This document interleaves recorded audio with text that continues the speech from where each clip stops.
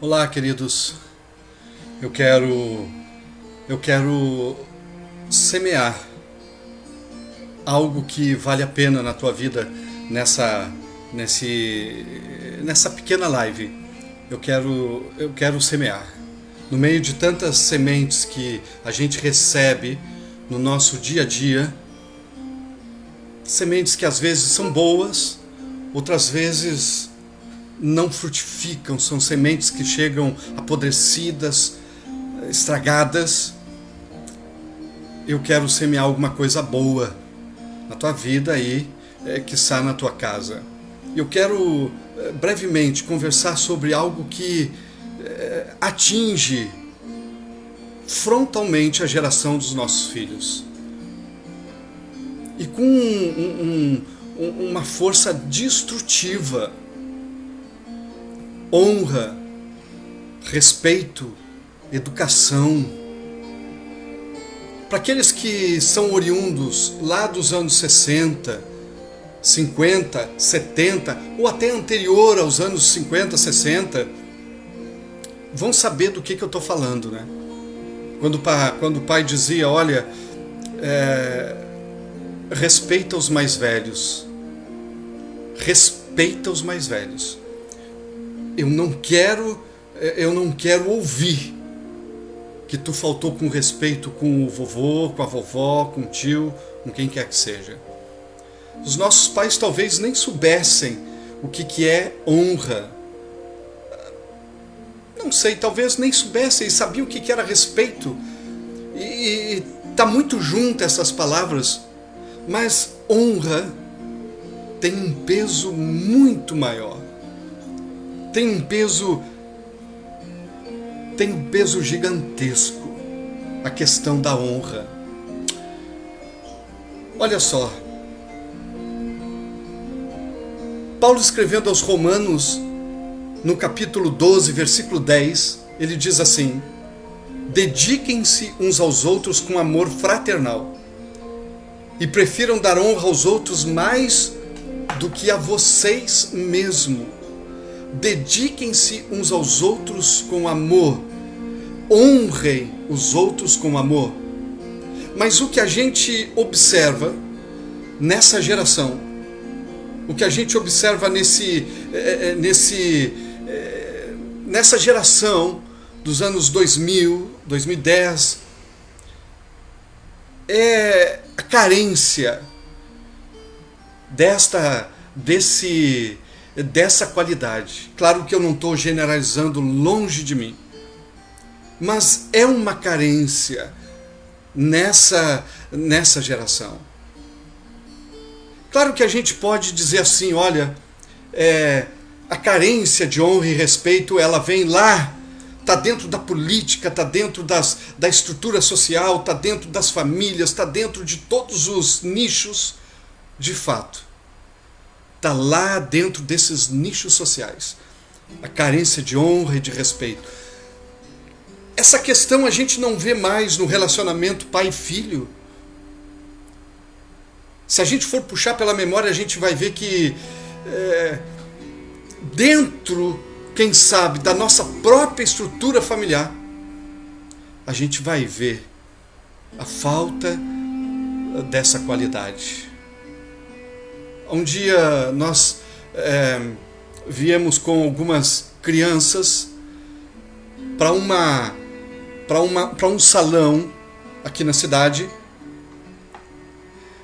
e eram crianças da zona rural.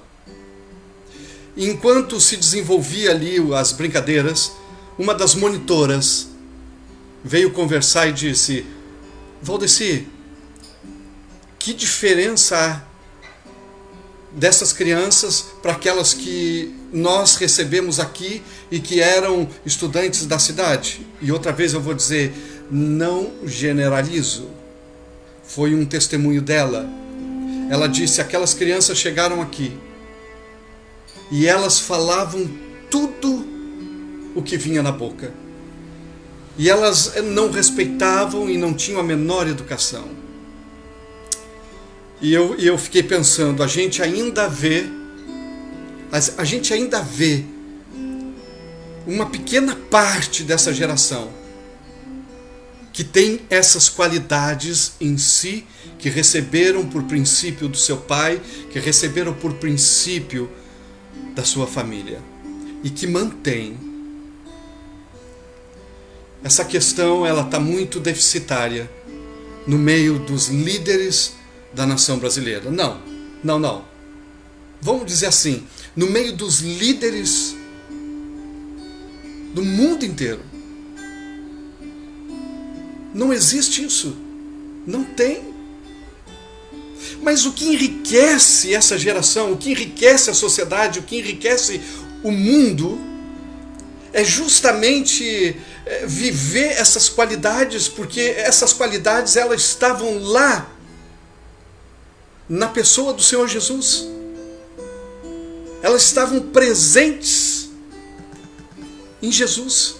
Por isso que eu compartilhei essa palavra de Paulo aos Romanos, porque Jesus era...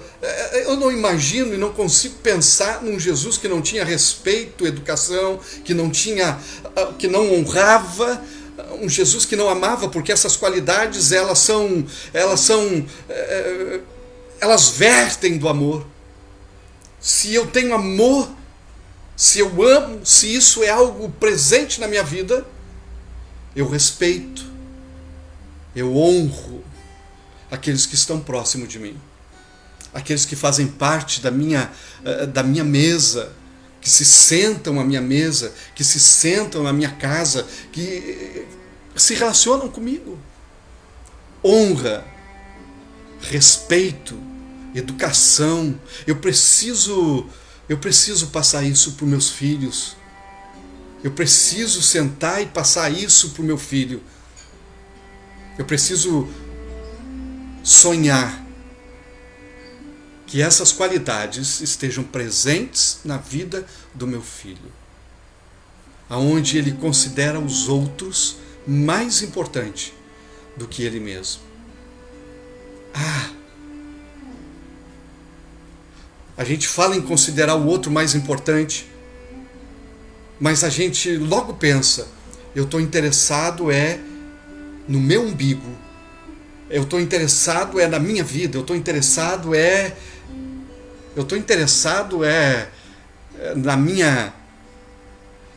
na minha vida propriamente dita. Eu não me interesso com os outros, me interesso comigo. Eu tenho que estar bem. É isso que a gente pensa. Só que no caminho desse eu tenho de estar bem, eu crio toda uma estrutura para estar sempre no centro. Eu crio toda uma estrutura para eu ser o principal e não o outro. Agora eu fico imaginando assim, queridos. O autor da vida, ele desceu da sua glória. Ele abriu mão da sua glória para estar com um homem. Que honra para o homem. Que honra para o homem. Ter o Rei dos Reis, Criador de todas as coisas, com ele. Jesus me considerou importante. Jesus considerou os seus relacionamentos importantes. Jesus considerou a mulher do poço de Samaria importante. Jesus considerou Zaqueu importante. Jesus considerou cada um dos discípulos e mesmo Judas importante, a ponto de sentar à mesa com eles, comer com eles. E a Judas, diga-se de passagem, quando no ato da traição, lá no monte, ainda se referia a ele como um amigo. Nós precisamos entender o princípio da honra e nós precisamos amar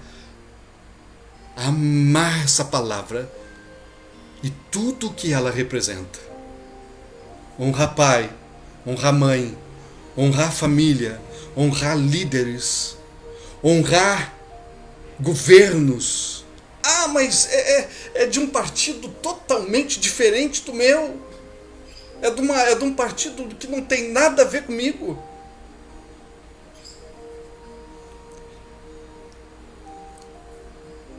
Davi foi movido na sua vida com Saul por honra. Davi honrou aquele que o perseguia, aquele que intentava contra a vida dele.